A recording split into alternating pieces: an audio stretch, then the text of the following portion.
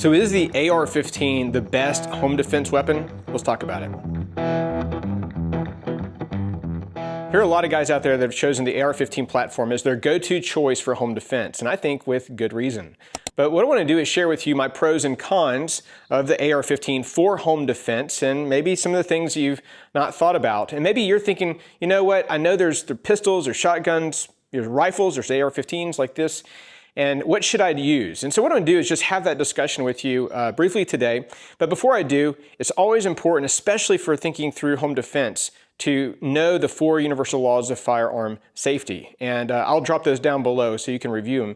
But those are so critical when you're thinking about using a firearm safely in a home when you have other people around. The other thing I recommend is whether you choose an AR-15 or a shotgun or even a handgun like this, it's always good to have a white light on there as well. So I do recommend that for any kind of home defense weapon. Now, I'd also say that it's important to work through the scenarios in your mind. This is the training piece. It's not just a training activity, but also the training of thinking through those scenarios of someone breaking in. What are the most vulnerable places that someone could break in? Okay, if I'm laying in bed at night or something and I hear the glass breaking, what is my first response? What do I do next? Do my children know where to go?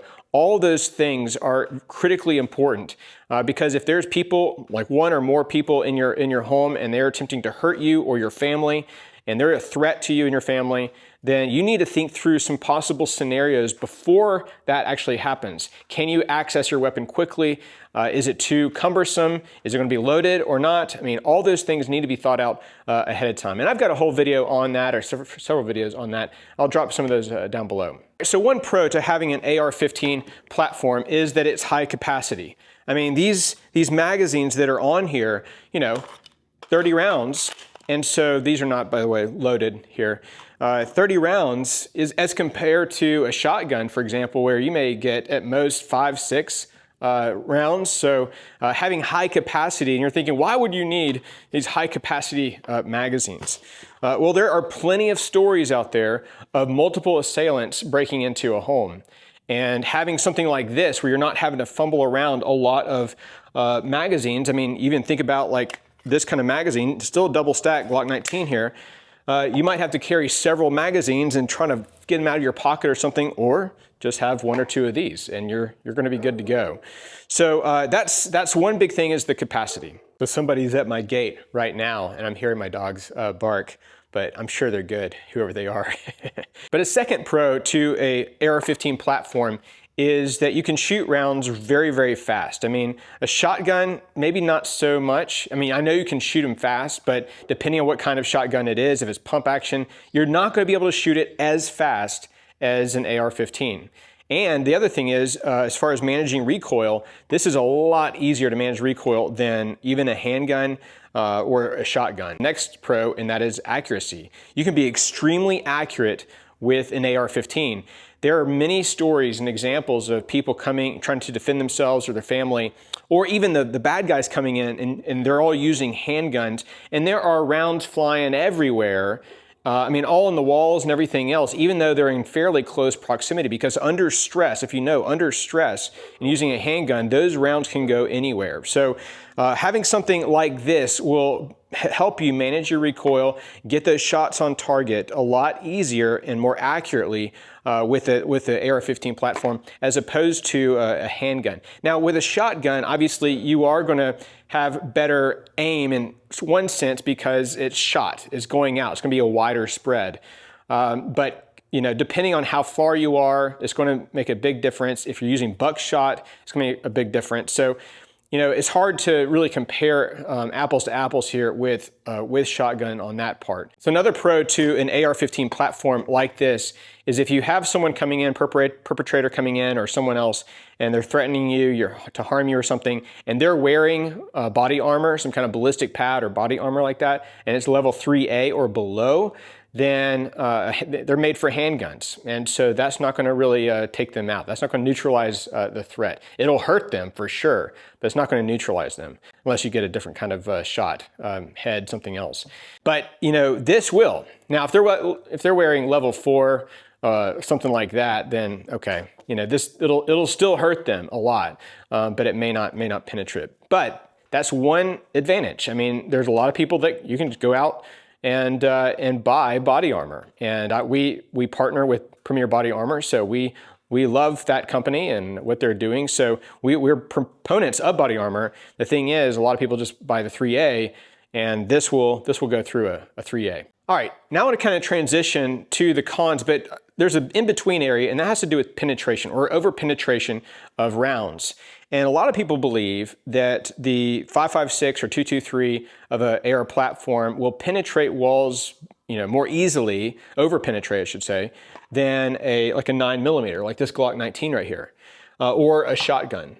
And it's really not the case. There's been many studies that have shown that really a lot of these rounds will go equally through a number of walls. Now there's some caveats to this. I mean, obviously, depending on the type of round you're using, if you're using a full metal jacket or hollow point or something else than VMAX, then that will have a difference on the penetration of those rounds. Also, the kind of grain, how heavy that bullet is, that kind of stuff. So there's some factors at play here. But what's interesting about the 5.56 or 2.23 rounds from an AR-15 is that they have a tendency to deflect more, which means that instead of just going straight through multiple walls in a straight line, it'll probably angle and move around. And there's all kinds of tests out there about that. But you got to be so careful, because if you're, especially in an apartment, and there's people living below you or above you or on the other side of the wall or something, you gotta be so careful about that. And that's why I am really stressing those 4 laws of firearm safety, because you need to be mindful of family members and where they are and all of that, because what's beyond, the 4th rule is got to know the target, what's beyond the target, what's to each side of the target. So if you're trying to shoot at a threat, but yet it might go through that person and through the wall and into someone that you don't want to hurt and harm. So that is something you got to really think about with any firearm, including the AR-15. All right, so let me talk about some of the cons here. And one of them is that obviously a AR-15 platform is not going to be as, you might say, portable as a handgun. I mean, obviously you can move around, you can conceal this a lot better than you can this. So that's going to be one disadvantage to a handgun, is that it's just bigger. And that kind of leads to a second thing, is that a handgun, a pistol, is going to be more concealable. So this can be tucked right by your bed somewhere. No one can see it. Maybe it's in a Stop Box USA, great product, by your bed. That's going to be just smaller, more concealable. You can use your other hand. That's another con with this, is that typically, unless you're just like jacked and you train like this, but typically you're going to be carrying this with 2 hands. You're going to be using 2 hands with this. So the ability, if you needed to duck or cover and use a hand to grip onto something, and use a handgun, that is one advantage of a handgun there. So that's certainly a con in my book to this. I should say on the accessibility and portability though, before I give you my last con to the AR, is that obviously they come in different sizes. The AR platform. I mean here's a full 16-inch. Okay, so here's a full 16-inch barrel. Regular rifle, okay? That's a regular rifle. Another threat at the gate. This is a 10.5-inch with a can on it, so obviously you can expand this out.